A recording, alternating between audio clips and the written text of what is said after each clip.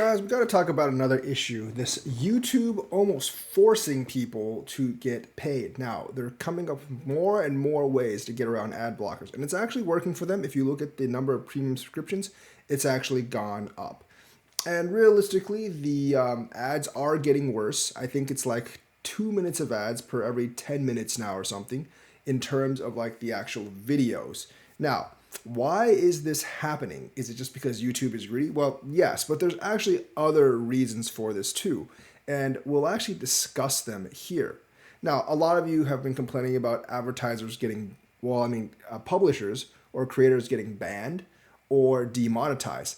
I think that's just as much of a function of the advertisers as it is of YouTube. Remember, if the advertisers are woke, then YouTube has to be woke. YouTube lives and breathes off of advertising money, and that's the problem. Not many of their subscribers use YouTube Red. I think something like 5-10% does YouTube Red.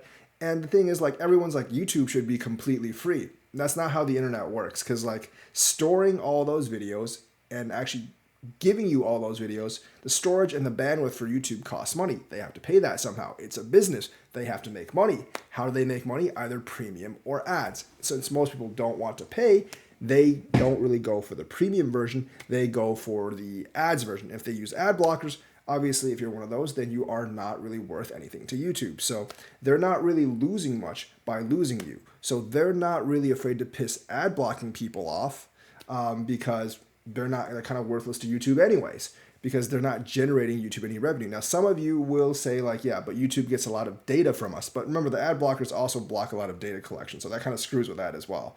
And the data that they have doesn't really pay YouTube's bills. They have to have the money to pay YouTube's bills. And the advertisers are the ones that pay YouTube's bills, obviously.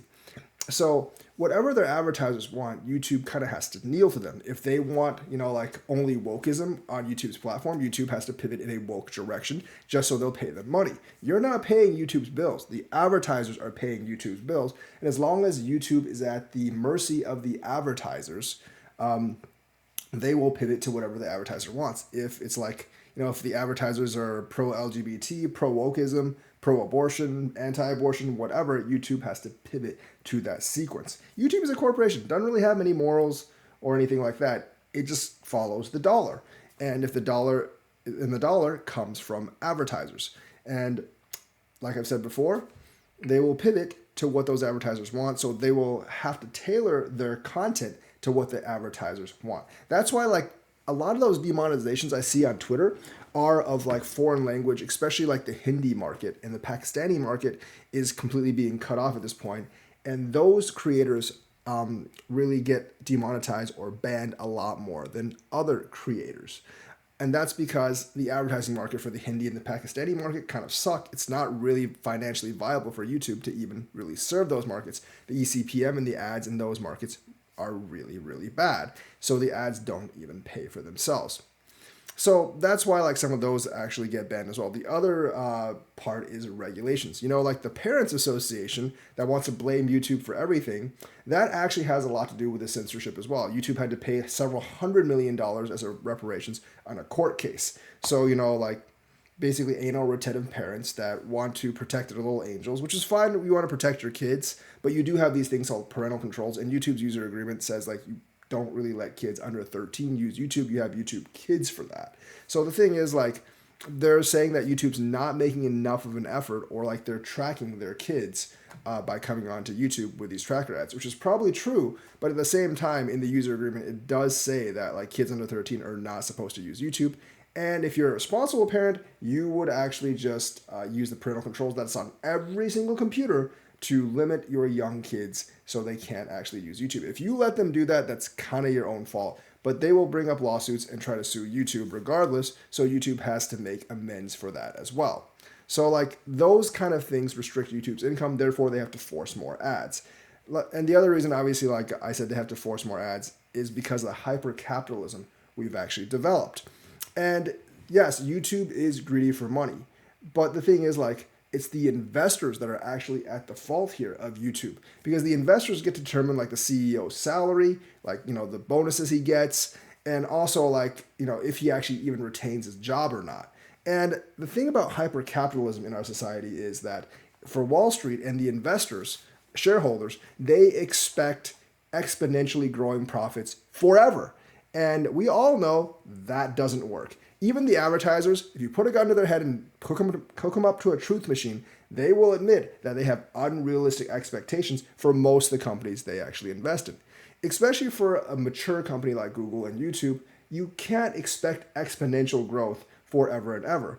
And they basically demand that the CEOs deliver on that exponential growth forever and ever. So what does YouTube do? Hey, we got to get more premium subscribers. How do we do that? Well, let's annoy the crap out of our regular subscribers until they subscribe for premium. And their tactic is actually working. It is getting more premium subscribers, but they're probably losing some other subscribers as well. Now, YouTube has a secret weapon, and that secret weapon is it doesn't have any competitors.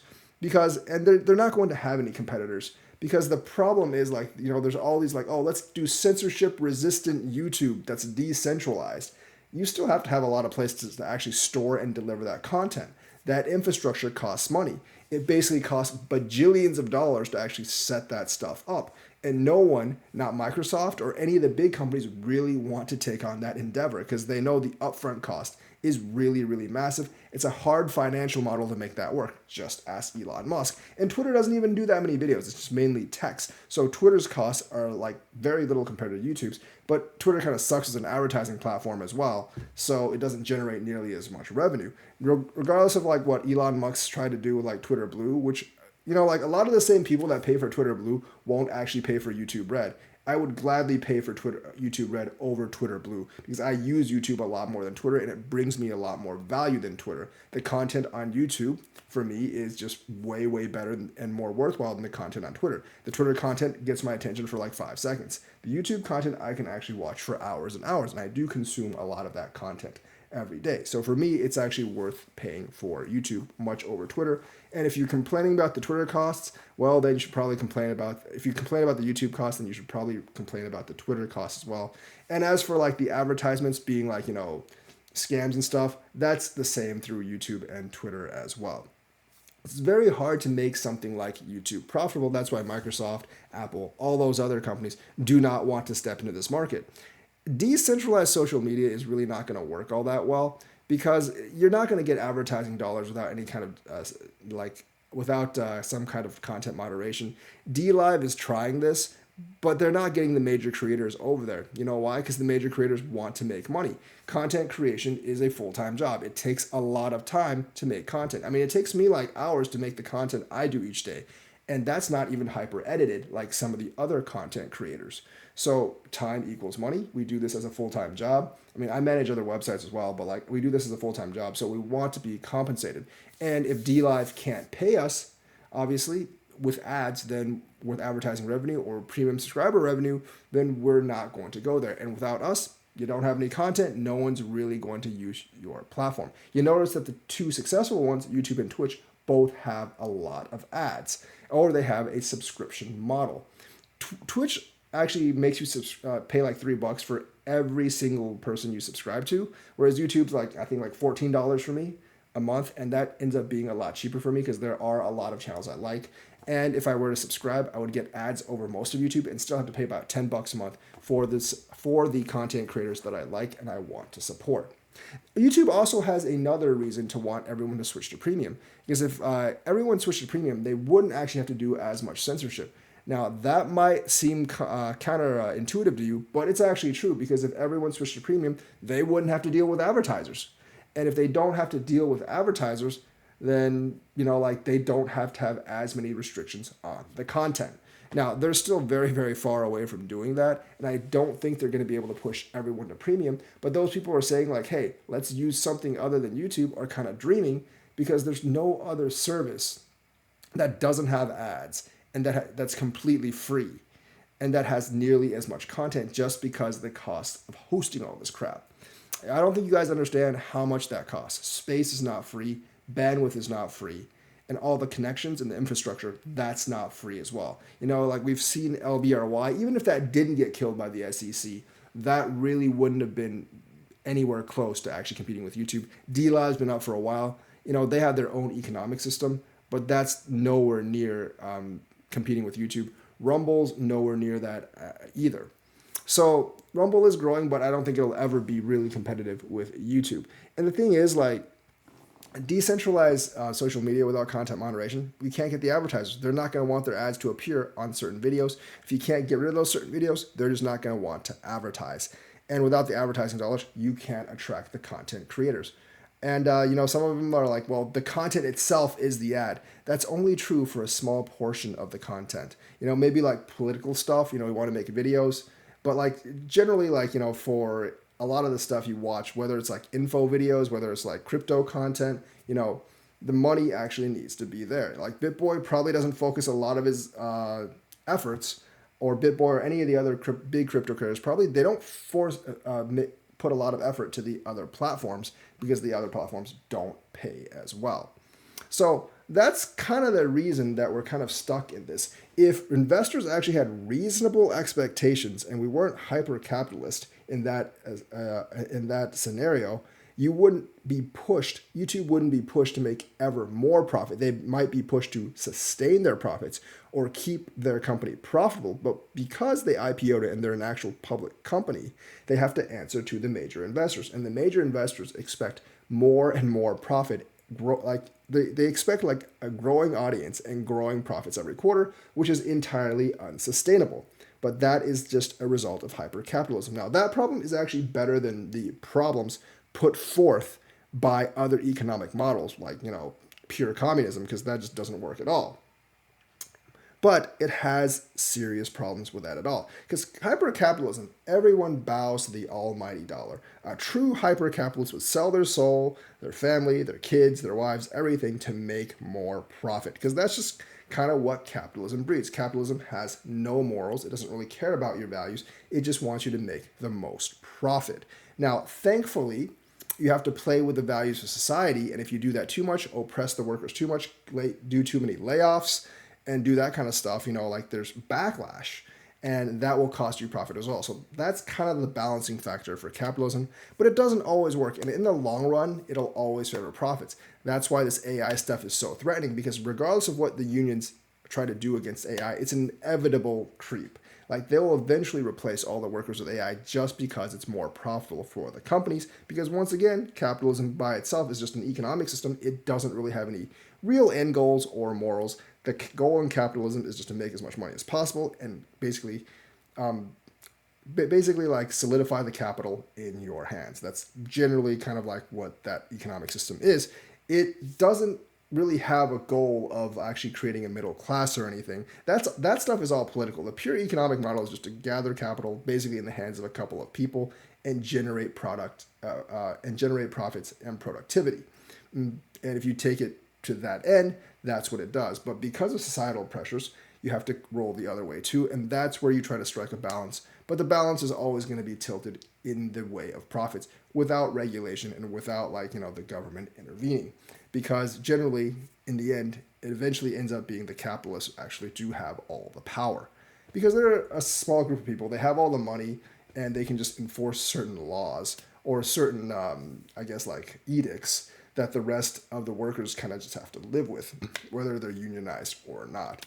They need the government. The workers need the government to step in to actually make things fair.